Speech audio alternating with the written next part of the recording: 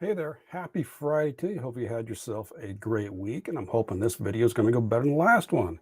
Wasn't until many hours later discovered there was no audio, even though I normally check the microphone and those registers, so doesn't always happen. But hey, first time it's happened that I'm aware of. Anyways, today's topic. So we talked about body, mind, and spirit. And if you follow me for a little bit, you understand that spirit a lot of times is the missing component for people. They can do everything they do on the body, the mind, and they don't quite get the results they want because the spiritual one is missing. Now, spirituality, we kind of break it down into personal spirituality, connection to yourself, communal spirituality, the people around you, and environmental spirituality, your environment, nature, and a higher power. Today, we're going to do a little bit on personal spirituality, and that is, does your life reflect what is most important to you? If you spend some time delving into your personal spirituality, it's spending some quiet time in a reflection, doing that inner work to figure out what's important to you. What are your values? What are your morals? What do you believe in? Then, once you get that, that carries over to your everyday life. But does your life reflect that? Because I can ask you, what's important to you? What do you believe in? You can say, my health's important to me. My family's important to me. I think everyone should be kind. And then just a little brief example. And then let's turn around and look at your life. Does your life reflect that? In focusing on health here, if you say your health's important to you, does your life reflect that? Are we able to see you taking steps to improve your health, to maintain it, to get better? Are you making healthy food choices? Are you exercising? Are you exercising your mind? It's just something to really ponder. Because I know I am not the greatest with my health. If I can say my health's important to me, you're going to see that in my life. You're going to see me when I exercise, the food choices I make, everything about me. You're going to understand that my health is important to me. Now, there's other aspects I might say is important to me, but I don't necessarily, my life doesn't reflect that as much as it could and or should. But the bottom line here is just making sure, find out what is important to you. If you've gone through your values and morals, figure out who you are, what you stand for.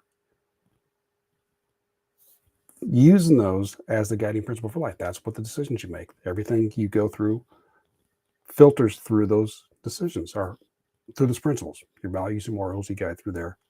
Man, throat this morning. But just realize this is not here to shame, put down anybody. It's a point to ponder and consider. What is it you consider important to you? And does your life reflect that? And if your life reflects that, great. You're in congruency with yourself. And if it doesn't, where is the disconnect? And one of the things right here is when you deal with personal spirituality, this is pretty much something only you might know. Doesn't necessarily mean you share it with other people, but it might be you're lying to yourself. If you lie to yourself, it makes it much easier to lie to the others. But that's just something to consider. That's all the kind of topic posted for today is to just give you something to consider. What does it say is important to you? And then are you doing this? And again, sometimes you only know the values and morals to you, and then whether or not you're following through with them. Because we know we've done it ourselves as well as you see other people do it. They say one thing, they do something else. Other times there's a mask, there's something they present to the public, and then when they're private, they got something completely different. Where do you stand in that spectrum there? Figure out yourself. And if your life does not reflect what's important to you, what's the reason for that? And then what steps can you take to go through and make some changes?